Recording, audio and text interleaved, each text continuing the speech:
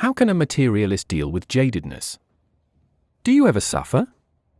Do you observe a point of diminishing returns on acquiring and experiencing? Is not the end result of stretching one's stomach on short-lived enjoyment a need to cram in even more to get the same level of gratification the next time? Or, if you cannot reach that point due to limitations, do you not suffer in the frustration of unfulfilled desires? If you are a materialist, presumably you take yourself to be the body and mind, both finite and temporary things, subject to suffering and death. The mind is the sum of desires, the source of suffering in that it fears its own destruction. It knows you are vulnerable. States of consciousness range from the lowest, such as shame, apathy, guilt, grief, and fear, to the highest, i.e., love. Love is not simply an emotion that appears based on conditions, but rather, our true nature in the absence of other states. Love is truth's reflection in the heart made still in surrender to the perfection of the first cause. The child before the darkness of conditioning is very close to the natural state of love, but it's forgotten with age, much like we forget ourselves in a dream. You don't have to believe anything to know this, as these states are experienced. However, for the materialist, they are dependent upon conditions, and thus, such a person spends their life trying to strong-arm their surroundings to match their desires and need for security, but given the changeful nature of the world, the temporary nature of form, and the diminishing gratification from sense pleasures, the end result will be suffering. It's possible to come to an inner arrangement whereby there is peace without a cause.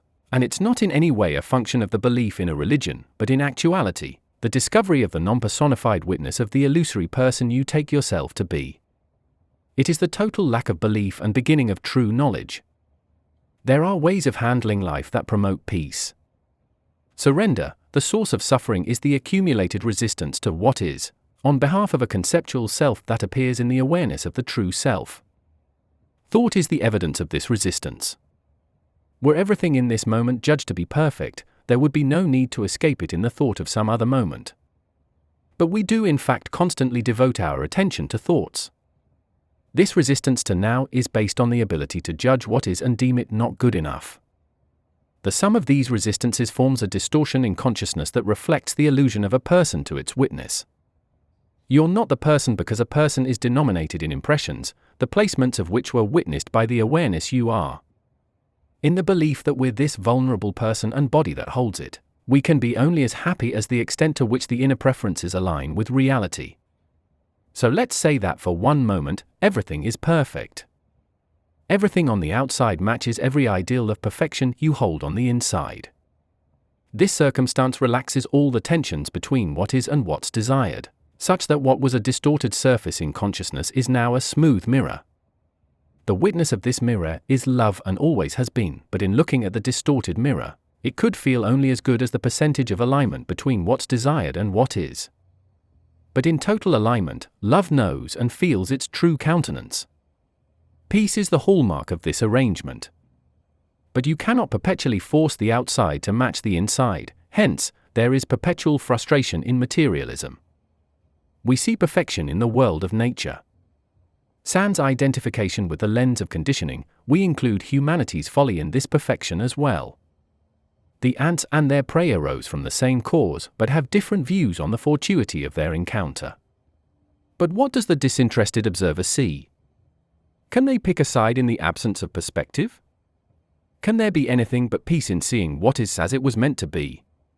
For such peace to prevail, an observer must have no skin in the game, no unconscious belief that the observer arises from that which can be observed. There can be no fear for what's already doomed.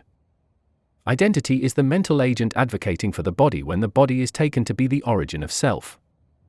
Identity is a conglomerate of thoughts, assigned by circumstance, held together by belief in the body as a separate thing, and rooted in the foundational unit of personality called I. From I grows all manner of opinion do defend.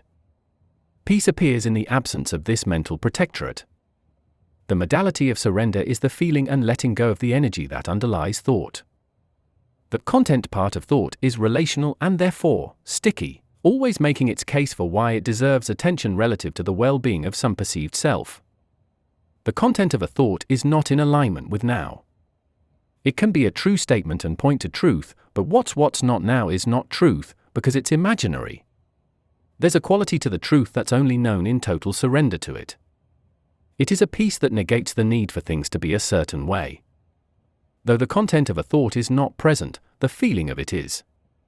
The modality of surrender entails letting go of the content but embracing the feeling that underlies it. This takes mindfulness. Catch yourself in these thoughts, and instead of fighting the thoughts directly with countervailing thoughts, feel the emotion.